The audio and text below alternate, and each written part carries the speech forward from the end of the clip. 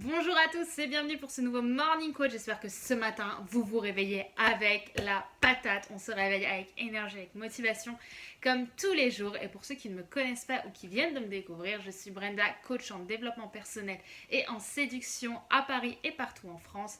Et aujourd'hui, je vous parle en direct de ma maison de campagne de Normandie. J'ai donc quitté le sud.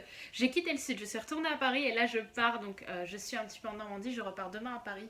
Donc voilà, je ne suis pas dans mon environnement habituel parisien, mais je suis toujours avec vous et je suis toujours là pour vous booster à avoir une énergie incroyable et vivre avec bienveillance et motivation. Donc aujourd'hui, je vais vous parler d'un livre dont je vous avais déjà parlé sur mes réseaux sociaux qui sont disponibles en barre d'infos, auxquels vous pouvez me suivre donc au quotidien. Donc ce livre, c'est Une vie de Simone Veil. Donc pour rappel, Simone Veil a été ministre des Affaires sociales, ministre de la Santé surtout, ministre de la Ville. C'est une des plus grandes dames du XXe siècle et du début du XXIe siècle et qui a aussi été connue pour être une des femmes politiques à avoir été déportée dans les camps de concentration pendant la Seconde Guerre mondiale. Donc, pourquoi ce livre est incroyable? Parce que c'est l'autobiographie d'une femme, mais absolument extraordinaire, du début à la fin. Il m'a scotché. Et elle parle notamment de tout ce qui s'est passé dans les camps de concentration.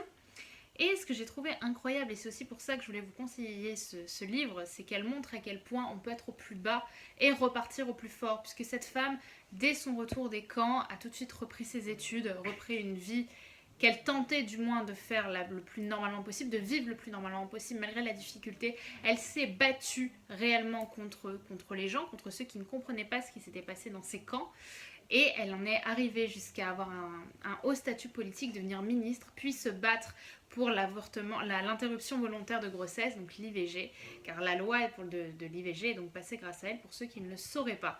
Donc ce livre était absolument incroyable, il explique en fait, et c'est ça que j'ai trouvé dingue, comment on peut être d'un niveau modéré pendant l'enfance, descendre au plus bas, rester forte, rester soudée, rester proche de sa famille et surtout avoir l'espoir de s'en sortir et ensuite de remonter une fois sortie, de ne pas rester tête baissée malgré le fait que énormément de gens en sont arrivés là, et elle explique à quel point c'était difficile aussi de voir ça de son côté. Elle explique comment elle a rebondi, comment elle a essayé de s'en sortir, parce que avant tout, malgré tout ce qui peut nous arriver, et elle en est l'exemple, on peut toujours s'en sortir. C'est un parcours extrêmement enrichissant, extrêmement inspirant, et ce qui m'a d'autant plus marqué, c'est que cette femme, malgré les horreurs qu'elle a vécues, reste fondamentalement bienveillante et a milité pour les conditions dans les prisons, pour l'IVG. Elle a lutté dans sa vie.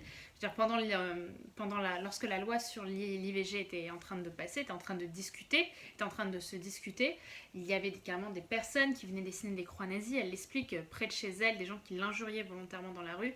Et malgré tout, cette femme a toujours gardé au fond d'elle une profonde bienveillance. Et elle montre vraiment comment on peut créer son chemin, comment, malgré ce que le destin peut vous apporter, vous pouvez en faire une force incroyable, peu importe ce qui vous arrive, pour tracer votre chemin, votre route et surtout ne jamais abandonner les choses qui vous tiennent à cœur. Voilà ce que je voulais vous dire dans cette vidéo. J'espère que vous aurez l'occasion de le lire. C'est donc Une vie de Simone Veil.